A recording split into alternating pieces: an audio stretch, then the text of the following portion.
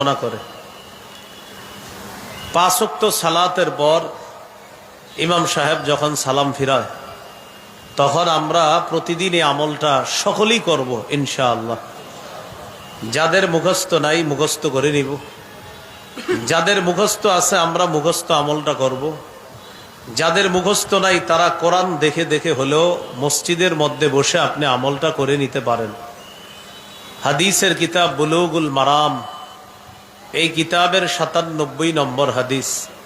قال رسول الله صلى الله عليه وسلم من قرأ آية الكرسي دبر كل صلاة مكتوبة لم يمنعه من دخول الجنة إلا الموت।